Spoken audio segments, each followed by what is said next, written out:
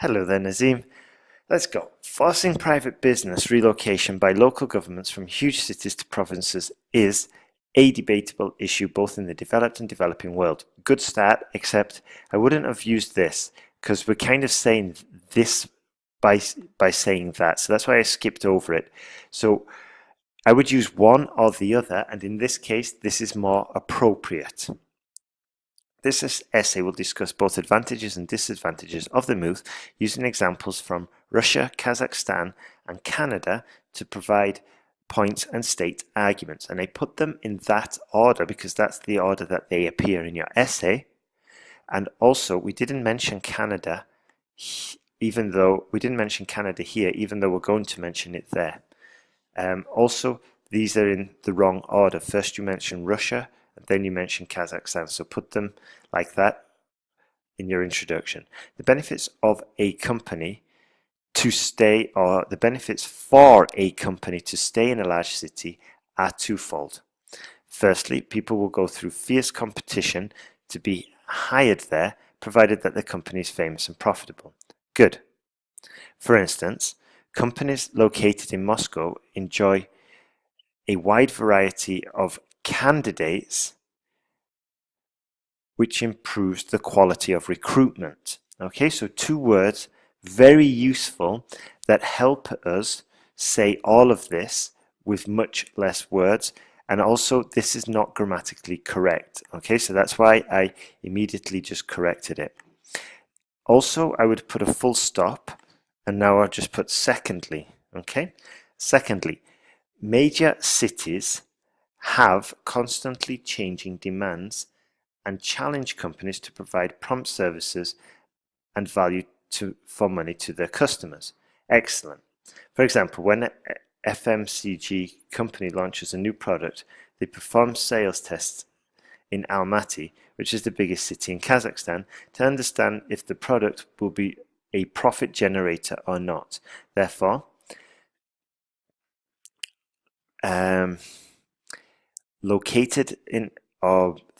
being located in a principal city is beneficial for sales and consumer goods manufacturing companies. Fantastic.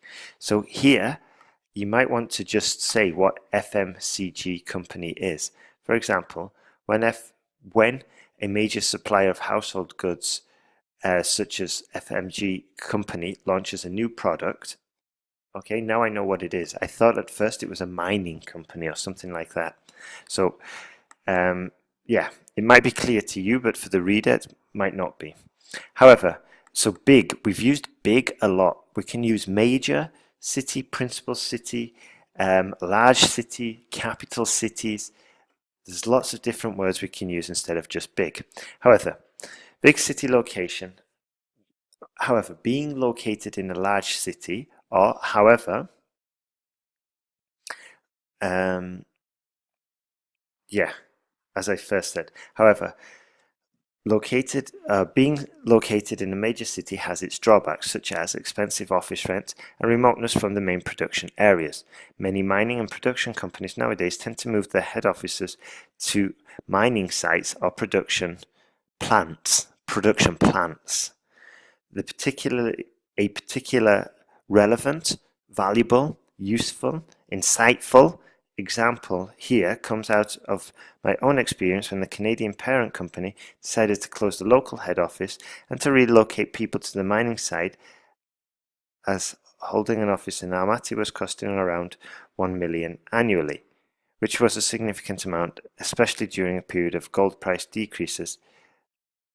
Okay, especially during a period of plummeting profits would have been sufficient, okay, and then we wouldn't have made this grammar error of plummeting profits or financial stress, something like that.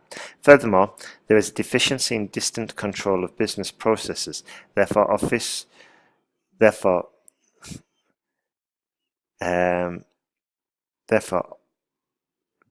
being located in a huge city can be deficient for production and mining sectors of business. Okay? Or, therefore, being located in a city can be detrimental for companies in the mining and resources industries, or mining and manufacturing industries, full stop.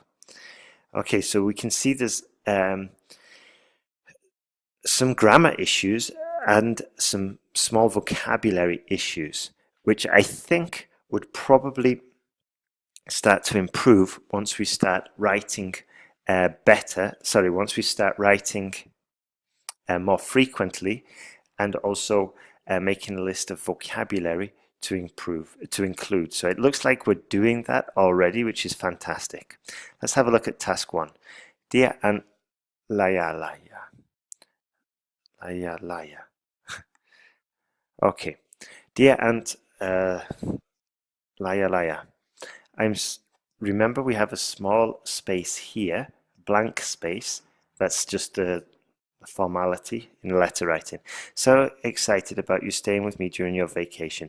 I was missing you and I always enjoyed time spent with you, feeling your warm support. Good. I'm writing to tell you that I'm afraid on the day of your arrival I will be out of town, coming back only around 9 p.m. because because I don't want you to spend your time waiting for me in a hotel.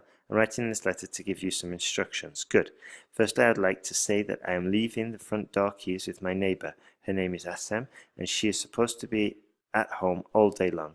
She's living, not leaving, living next door to me. Her apartment number is 606, just in case the number is da-da-da-da. Good. Second, you need to take a taxi from the airport to my place by telling the driver to get near the Rixos Hotel and then telling him the exact address, which is 760 da-da-da-da-da-da. Taxi will cost you around $10. Good. I was wondering if I can offer you a dinner at a lovely steakhouse, which is a couple of blocks away from my home, upon showing me back home. No.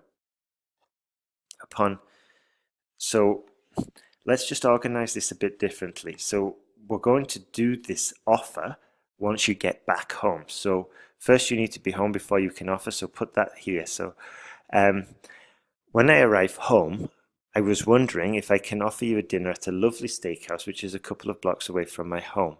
Full stop. Now, it's much easier to understand, okay?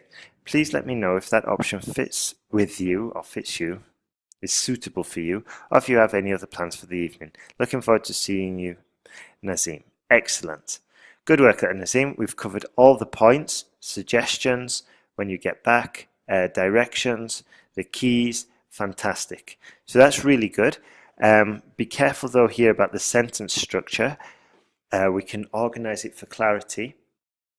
And also be careful with some of the grammar issues we looked at before. So you're doing really well. I want you to carry on improving. You know what to do now. Implement all the corrections, update your error list, and yeah, if you want to carry on writing, have a look at the links I've included, and I've also put your homework on my notes from the speaking lesson we had the other day. Okay, have a fantastic day and keep on improving. Take care.